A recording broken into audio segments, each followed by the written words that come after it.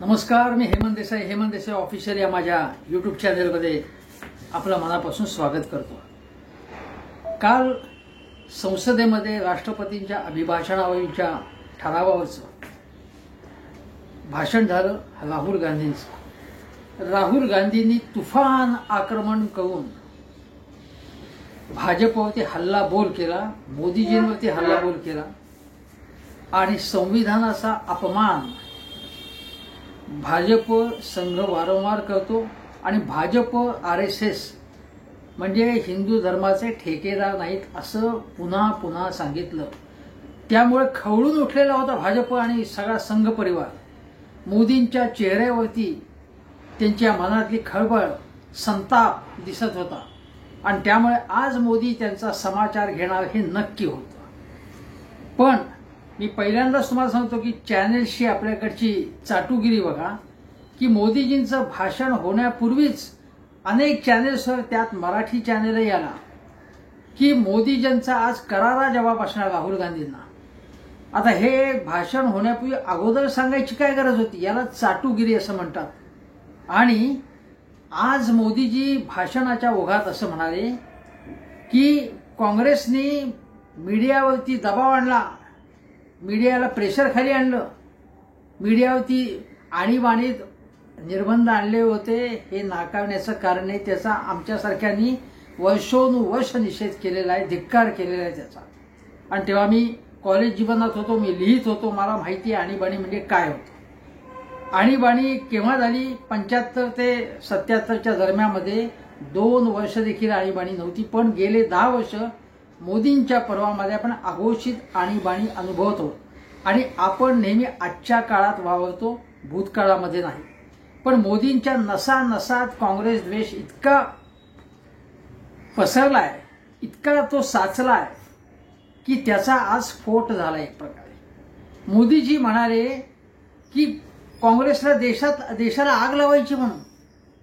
आता असं कोणी जाहीर केले? काँग्रेस असं म्हणेल आम्ही देशाला आग लावून टाकतोय म्हणून, देश तबाह करणार आहेत म्हणून असं ते म्हणाले। ज्या काँग्रेसने किंवा अन्य भाजप शिवाय अन्य पक्षाने देशावर राज्य केलं, ज्या काँग्रेसने स्वातंत्र्य चळवळीत भाग घेतला, ते देशाला नष्ट करतील वाटते ते बोलले मोदी। आणि आज मला त्यांचं भाषण ऐकताना तीच घासून गुळगुळीत झालेले रेकॉर्ड ऐकून कंटाळा आला अक्षरशः। आणि त्यांच्या मागे बसलेले मंत्रीगण सुद्धा कंटाळा आला असेल त्यांना।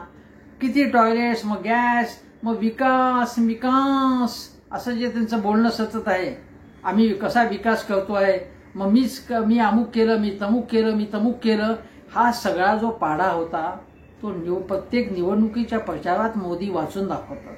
तो तोंडपाठ आहे सगळ्यांना।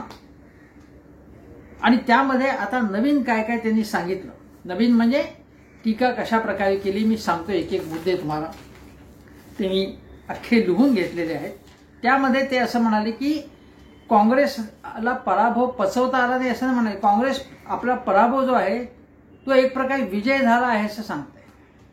आणि काँग्रेसची टक्केवारी कशी कमी झालेली आहे त्यांचं म्हणणं असेल की ज्या ज्या राज्यामध्ये काँग्रेस मित्र पक्षांबरोबर जिथे निवडणूक लढवली तिथे काँग्रेसला त्याचा फायदा झाला आहे। म्हणजे काँग्रेस ही एक प्रकारे परजीवी पक्ष आहे आणि काँग्रेसची स्वतःची ताकद मुळातच कमी झाली आहे असं त्यांनी सांगितलं। आणि मग त्यांनी काही आकडेवारी जमा केली होती, ती आकडेवारी दिली त्यांनी की काँग्रेसचा स्ट्राईक रेट कसा आहे आणि कसा होता। म्हणजे काँग्रेसचा स्ट्राईक रेट जेव्हा जो ज्युनियर पार्टनर असेल एखाद्या आघाडीमध्ये तर 55% असतो आणि जेव्हा स्वतंत्रपणे निवडणूक काँग्रेसने यावेळी लढवली तेव्हा 26% स्ट्राईक रेट होता।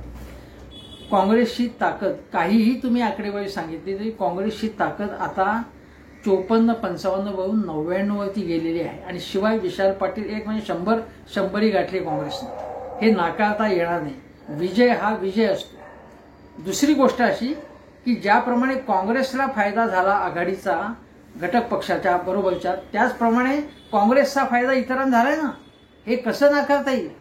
का त्याची आकडेवारी सादर करायला पाहिजे, ती सोयीस्कर आकडेवारीच मोदी देतात हे लक्षात घ्या। आणि भाजपला आता महाराष्ट्राचं उदाहरण घेतलं तर महाराष्ट्रात शिवसेनेचा भाजपला फायदा झाला नाही, शिरोमणी अकाली दल नसतं तर पंजाबमध्ये भाजपला कोण विचारणार होतं? त्या ठिकाणी त्यांनी फायदा घेतला नाही. बिजू जनता दलाबरोबर दोस्ती करून त्याचा फायदा घेतला नाही. अनेक ठिकाणी भाजपने मित्रपक्षांना बरोबर घेतलं आणि मग काम होताच त्यांना फेकून दिलेलं आहे. मग भाजप हा परजीवी पक्ष नाही, म्हणजे आपल्याला एक न्याय आणि दुसऱ्याला एक न्याय असे हा मुद्दा आहे. दुसरं ते म्हणाले की भ्रष्टाचाराच्या प्रती 0 टॉलरन्स ही मेरी नीती आहे. अशी जर नीती असती तर अजितदादा पवार, अशोक चव्हाण, हसन मुश्रीफ कितीतरी उदाहरणं सांगावी लागतील की ज्यांच्यावरती भ्रष्टाचाराचे अगणित आरोप आहेत. प्रफुल्ल पटेल स्वतः मोदीजींनी केले होते. मग हा 0 टॉलरन्स आहे का हा भ्रष्टाचाराबद्दलचा?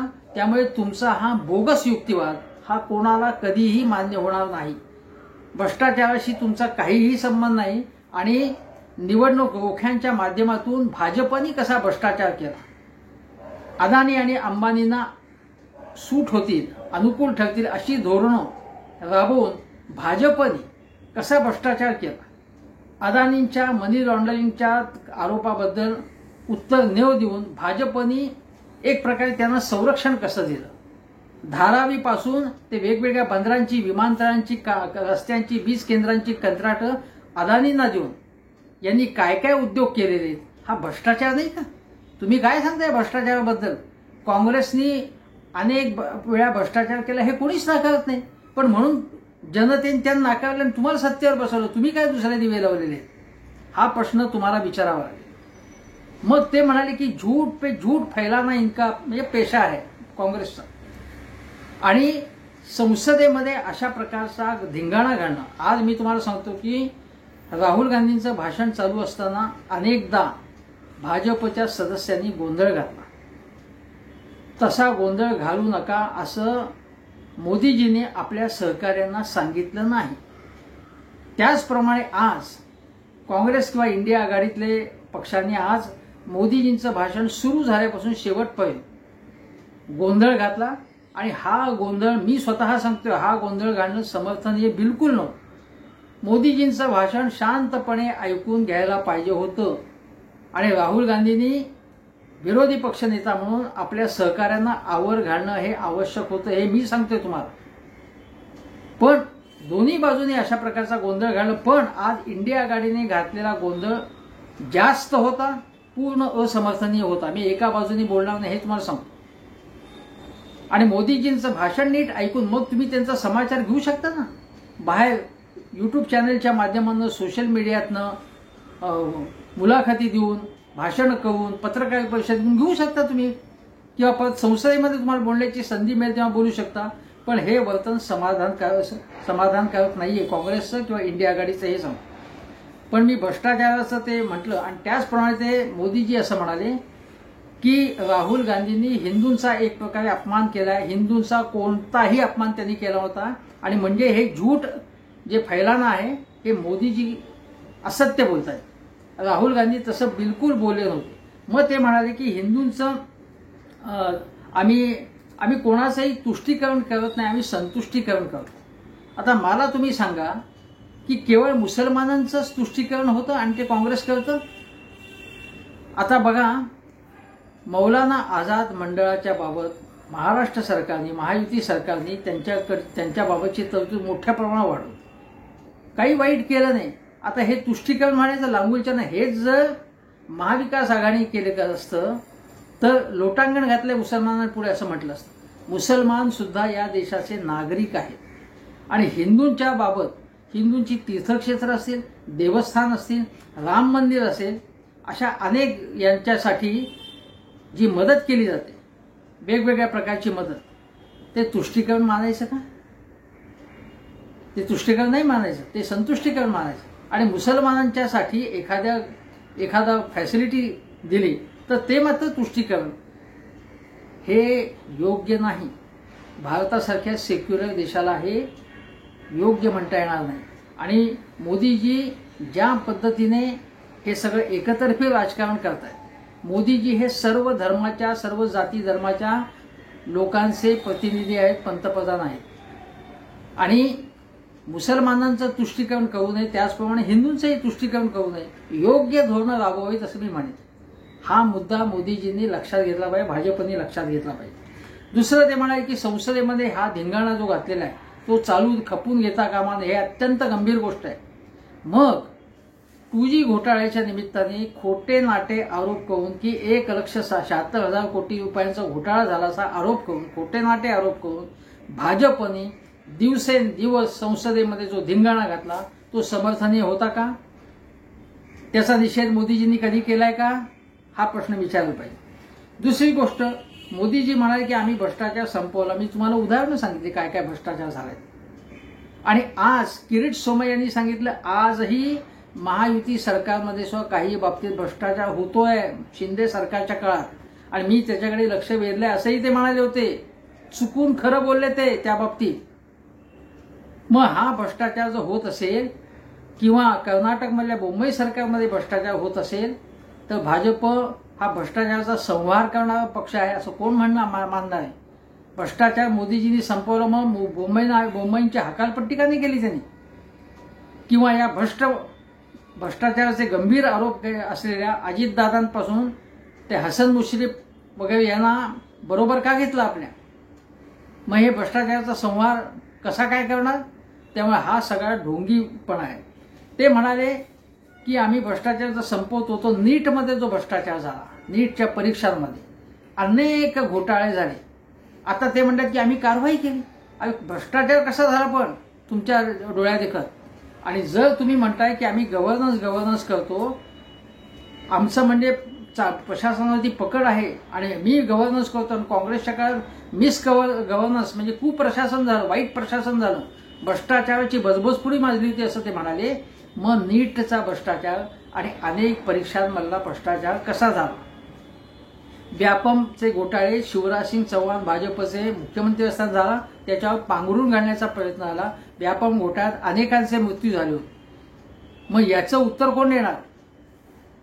दुसरी गोष्ट, ते असं म्हणाले की फोन बँकिंग आम्ही करत नाही. फोन बँकिंग काँग्रेसच्या काळात चालू होतं, म्हणजे राजकारणी किंवा नेते मंत्री फोन करायचे आणि वशिल्याने आपल्या पुठ्ठ्यातल्या उद्योगपतींना कर्ज देऊन पैसे खायचे काँग्रेसवाले, असं मोदीजींना म्हणायचं. मग आता फोन बँकिंग करायची काही गरजच नाही. वेगवेगळ्या पद्धतीने मेसेजेस देऊ शकता तुम्ही. मग हे ललित मोदी असतील किंवा हे मेहुल चोक्सी असतील, विजय मले असतील, हे हजारो कोटी रुपयांचे कर्ज बुडून कसे पळून गेले? मग आता हे कुठल्या प्रकारचं बँकिंग आहे? हा भ्रष्टाचार कोणी केला? आणि त्यांना इथे आम्ही फरफटत आणू असं म्हणाले होते मोदी. आणू शकले का ते? अजून कोणीही आले नाही त्याच्यापैकी.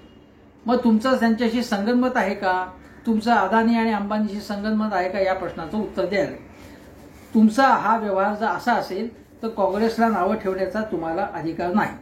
दुसरं ते असं म्हणाले की जसं मी म्हटलं की काँग्रेस परजीवी आहे, मी तुम्हाला सांगितलं की भाजपही कसा परजीवी आहे. आणि दुसऱ्याची मदत घेऊन उपयोग झाला की उद्धव ठाकरे यांच्यापासून सगळ्या पक्षांना लाथाडायचं, बाहेर काढायचं, त्यांना उपयोग करून फेकून द्यायचं, अशी त्यांची पद्धत आहे.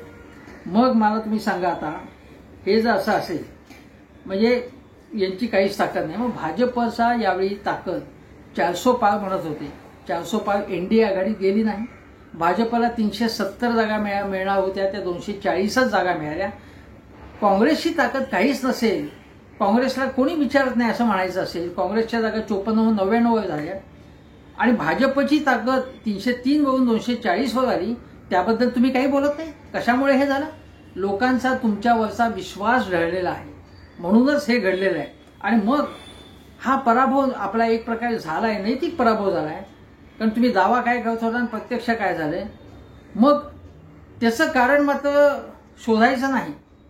आमचा खोटं नॅरेटिव्ह हे त्यांनी लोकांच्या मनावर बिंबवण्यात काँग्रेसवाले किंवा इंडिया आघाडीवाले यशस्वी झाल्यामुळे आमचा पराभव झाला असं म्हणून आपली चूक मात्र मान्य करायची नाही. ही मोदींची पद्धत आहे, हे लक्षात घ्या तुम्ही. दुसरी गोष्ट, ते असं म्हणाले की बघा, महापुरुषांविरुद्ध हे बोलतात. महापुरुषांविरुद्ध बोलतात म्हणजे त्यांचं असं म्हणायचं की सावरकरांवरती राहुल गांधींनी टीका केली असं नाव न घेता ते म्हणाले किंवा नाव न घेता म्हणाले. आता महापुरुषांचा अपमान जर राहुल गांधींनी केला असेल तर राज्यपाल कोश्यारी ज्यांना भाजपनी राज्यपालपदी नेमले होते, जे भाजपचे संघ परिवारातले होते, ते काय बोलले होते? चंद्रकांत दादा पाटील काय बोललेले होते? अनेकांनी छत्रपती शिवरायांपासून ते सावित्रीबाई फुले, महात्मा फुले अशा अनेकांचा अपमान या लोकांनी केलेला आहे. त्यावेळी मोदीजींनी तोंड उघडलं नाही कधी. मग फक्त त्यांना सावरकरांचा अपमान दिसला, हा मुद्दा आहे. मग ते म्हणाले की असं म्हणाले की देशामधला दंगलींच्या एकूण चक्रामध्ये किंवा आगीत ढकलण्याचा यांचा प्रयत्न आहे. काय पुरावा याचा? देशामध्ये दंगली कोणाच्या काळात जास्त झालेल्या आहेत? गुजरातमध्ये काय झालं? अनेक ठिकाणी उत्तर प्रदेशमध्ये मुझफ्फरपूरला काय झालं? मुझफ्फरनगरला काय झालं? कितीतरी ठिकाणी. आणि शिखांच्या दंगली लगेच हे काढतात. काँग्रेसच्या काळात ते झालं, त्याचं बिलकुल समर्थन करता येणार नाही त्याचं. पण गुजरातमधल्या दंगलीमध्ये बिल्किस बानोसारख्या प्रकरणामध्ये जे गुन्हेगार होते त्याचा सत्कार भाजपच्या लोकांनी केला, त्यांच्यावरती फुलं उधळली, त्यांना ओवाळलं.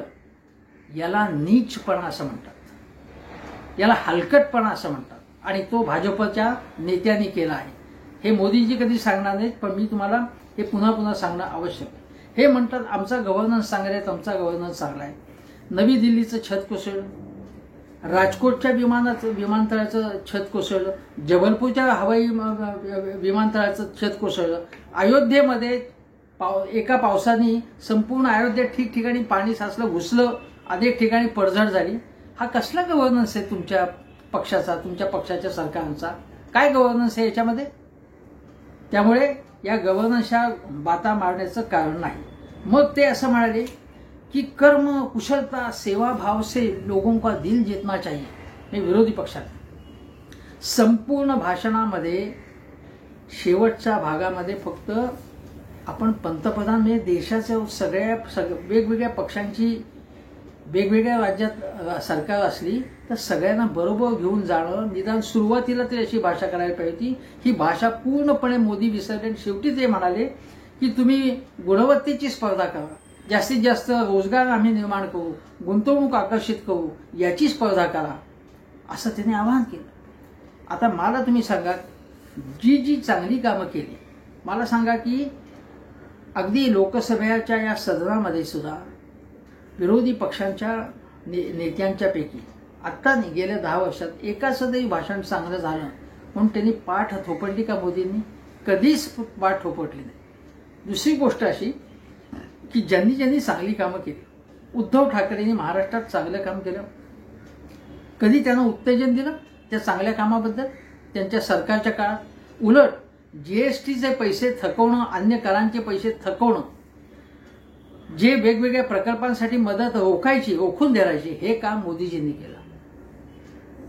अरविंद केजरीवाल यांनी चांगल्या सरकारी शाळांचं रंगरूप बदलून टाकलं. आरोग्य सेवेचं रंगरूप बदलून सामान्य गरिबांची काळजी घेतली.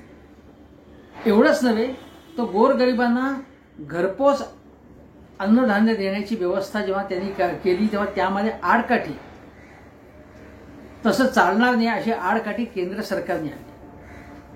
अनेकांच्या चौकशा मागे लावल्या, जसं ठाकरे सरकारमधल्या नेत्यांच्या मागे, त्याचप्रमाणे अरविंद केजरीवाल यांच्या नेत्यांच्या मागे ममता बॅनर्जी यांना त्रास देण्याचा प्रयत्न केला. मग हे कोऑपरेटिव्ह फेडरलिझम हा कुठे आला? सगळं हे संघराज्य आहे, वेगवेगळ्या राज्यांना बरोबर घेण्याची गोष्टच केली नाही मोदींनी. कधीही त्यांच्याशी सुसंवाद साधला नाही. उलट त्यांनी चांगलं काम केलं की ते कसं त्याचं पाय खेचता येईल हेच मोदींच्या सरकारने बघितलं. तेव्हा तुम्ही अशा काही गप्पा मारू नका. दुसरं ते असं म्हणाले की या काँग्रेसनी कसा सीताराम केसरींचा अपमान केला, जगजीवन रामांचा कसा अपमान केला, चरण सिंगांचा कसा अपमान केला. जुन्या गोष्टी सांगायच्या, एकतर्फी त्यातला एकच गोष्ट काही सांगायची आणि आजच्या पिढीला त्याच्यातल्या सगळ्या गोष्टी माहिती नसतात. सिलेक्टिव्ह गोष्टी सांगायच्या आणि काँग्रेसला बदनाम करायचं, ही यांची पद्धत आहे. त्याचा आजच्या याच्याशी काय संबंध आहे? मग बाबासाहेब आंबेडकरांना ज्या घटनेच्या मसुदा समितीवरती महात्मा गांधींनीच घेतलं होतं ना, आणि नेहरूंनी त्याची पुष्टी केली होती. नेहरूंनी पुढे त्यांना पूर्ण उत्तेजन दिलं. काही बाबतीत मतभेद झाले असतील धोरणांमध्ये, पण याचा अर्थ बाबासाहेब आंबेडकरांबद्दल प्रेम दाखवणं जे आहे, याचं नाटक जे आहे, बाबासाहेब आंबेडकरांना हे प्रेम का दाखवतात की त्यांना असं म्हणायचं की बाबासाहेबांवरती काँग्रेसने अन्याय केला म्हणून त्यांना बाबासाहेब एक मुद्दा म्हणून त्यांना घ्यायचा आहे की बाबासाहेबांवरती अन्याय केला, काँग्रेसने केला, काँग्रेसला पाताळात गाडा, हे त्यांना म्हणायचंय. बाबासाहेबांबद्दल याला काही पडलेलं नाही. दिखाऊ प्रेम, संविधानाची प्रत घ्यायची, पूजा करायची त्याची, मग अमुक स्मारक आम्ही केलं, तमुक स्मारक आम्ही केलं, त्यांच्या लंडनमधली घराचं हे केलं, त्याचा संबंध नाही. संविधानाच्या मूल्यांचं तुम्ही पालन करताय का, हा खरा मुद्दा आहे, आणि ते पालन करत नाही आहात. एखादं स्मारक करणं म्हणजे तुम्हाला संविधानाच्या मूल्यांच्या आदर्शाने वळणं तुम्ही चालतायत असं बिलकुल नाही. ही दिशाभूल आहे. हे भावनात्मक राजकारण आहे. लोक त्याला बोलणार नाहीत. लोकांना मोदीजी वारंवार एकतर्फी खोटं एकांगी जे काही बोलतायत आणि त्याच टेपा लावतायत ते आवडत नाहीये. उलट राहुल गांधींचा फ्रेश चेहरा आणि ज्या पद्धतीने ते मुद्दे मांडत होते ते लोकांना पसंत पडलेले आहेत, आणि म्हणून यांच्या पोटात दुखतंय हे लक्षात घ्या. दुसरं ते म्हणाले की राहुल गांधी हे बालक बुद्धी आहे. अशा प्रकारे एखाद्या विरोधी पक्ष नेत्याला त्याच्यावर टीका करते, त्यांना तुच्छतेने त्यांची हेटाळणी करणे, त्यांना क्षुद्र समजणं, हे तुम्ही चूक करतायत मोदीजी. विरोधी पक्षाला कमी लेखण्यातून काय होतं बघा, हळूहळू राहुल गांधींची लोकप्रियता वाढली. त्यांना तुम्ही पप्पू संबोधत होता, पप्पू तुमचे सगळे लोक म्हणत होते. प्रत्यक्षात त्यांची स्वीकारार्हता, एक्सेप्टेबिलिटी वाढलेली आहे, अनेक सर्व्हेमधून सुद्धा वाढलेली आहे. अशा वेळी बालकबुद्धी किंवा काही म्हणा तुम्ही, पण ते लोकांना अजिबात पटणार नाही हे लक्षात घ्या तुम्ही. राहुल गांधी हे अधिकाधिक टप्प्याटप्प्याने प्रगल्भ झाले, पूर्ण प्रगल्भ झाले तसं कोणी म्हणत नाही. आपण सगळेजण नव्या नव्या अनुभवातून शिकत असतो, काही चुका करतो, सगळ्यांच्याच चुका होतात, तशा राहुल गांधींच्याही झालेल्या आहेत. ही गोष्ट. दुसरं ते म्हणाले की बघा राहुल गांधी हे अजून जामिनावरती आहेत. आता हे एखादी केस करायची आणि मग जामिनावर आहेत असा प्रचार करायचा. आता मग तसे भुजबळही जामिनावर तुमच्या मंत्रिमंडळात आहेत ना, महायुतीच्या, का घेतलं त्यांना मंत्रिमंडळात? मग राहुल गांधींनी म्हणे ओबीसींचा अपमान केला. सगळं खोटं. काय अपमान केला त्यांनी? मोदी या शब्दावरनं त्यांनी जी काही कोटी करून किंवा टीका करण्याचा प्रयत्न केला, त्याच्यावरून त्यांनी संपूर्ण ओबीसी समाजाचा अपमान केला. हा सगळा कांगावा आहे. मी तुम्हाला कालच सांगितलं, मी त्याच्याबद्दल परत बोलत नाही. मग ते म्हणाले की सनातन धर्म म्हणजे द्रमुकचे उदयनिधी जे आहेत म्हणजे स्टालिन यांचे चिरंजीव, त्यांनी सनातन धर्मावरती टीका केली. आता द्रमुकची पॉलिसी जी आहे, द्रमुकचं धोरण, द्रमुकचं एकूण वैचारिक त्यांची फिलॉसॉफी ही वेगळी आहे.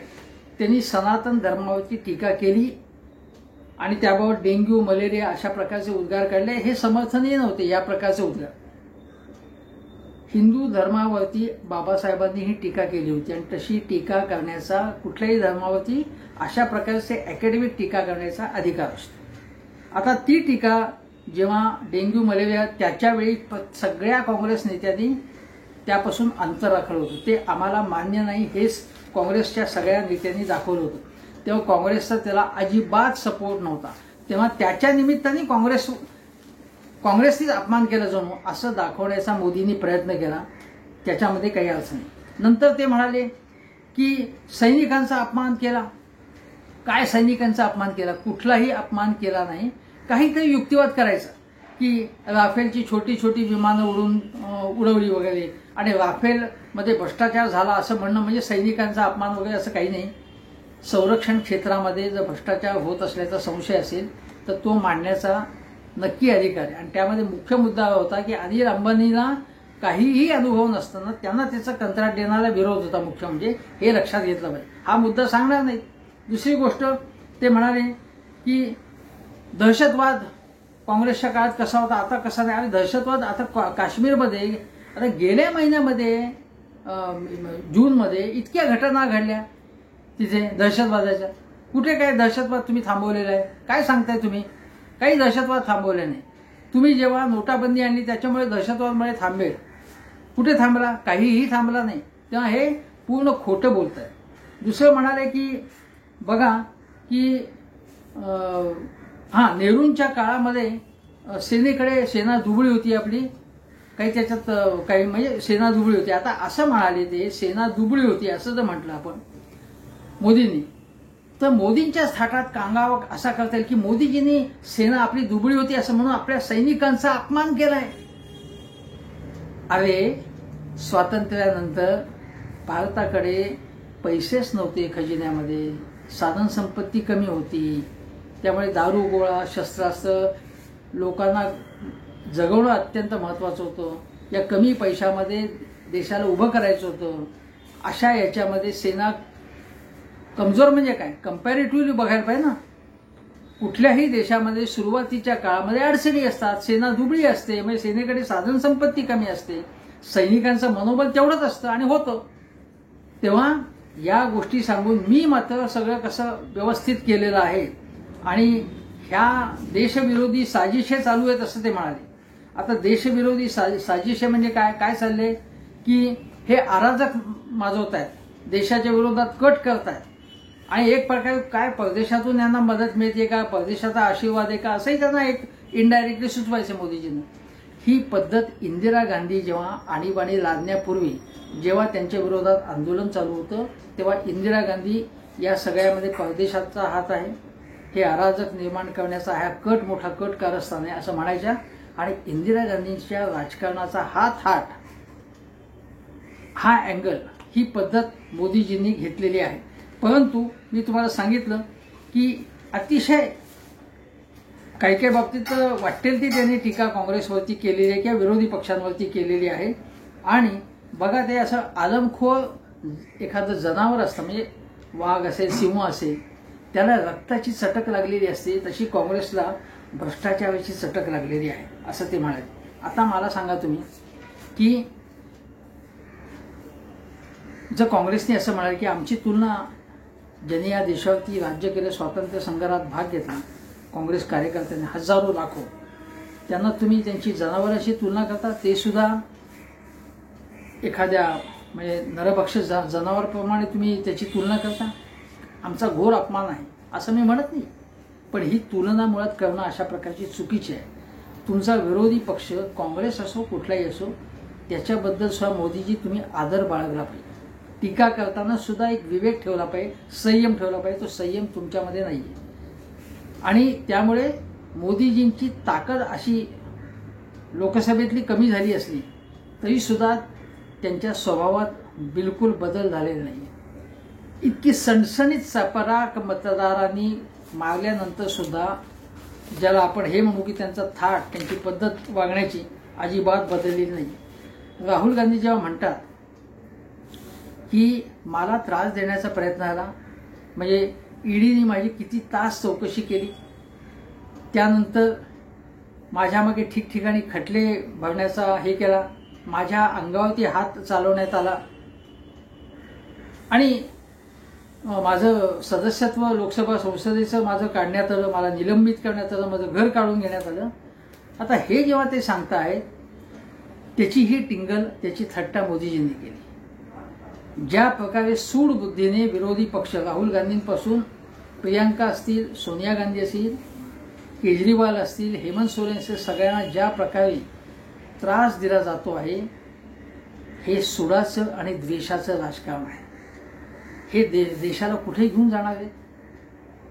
2024च्या निवडणुकांनंतर पहिल्याच सत्रामध्ये विरोधी पक्ष म्हणजे आणि महत्त्वाचा पक्ष म्हणजे काँग्रेस आणि भाजप यांच्यामध्ये अशा प्रकारची भावना असेल, कुठल्याही प्रकारे सहकार्याची भावना असेल, काँग्रेसला देशाला आग लावायची, नष्ट करायचा देश, काँग्रेसने देशाची वाट लावली आहे, हे जर तुम्ही पहिल्यापासून शेवटपर्यंत सातत्याने बोलणार असेल तर काँग्रेसवाले तुमची पूजा करणार आहेत का भजन गाणार आहेत तुमचं?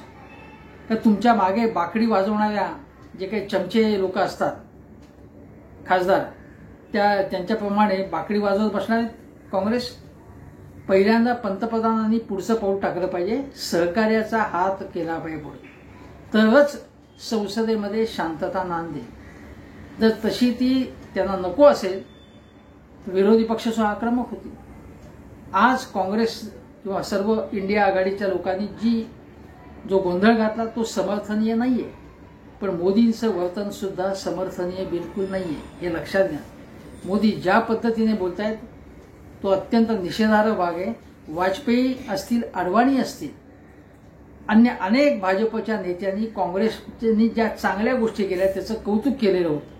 आणि प्रत्येक धोरण जे असतं ते कंटिन्युटीमध्ये असतं.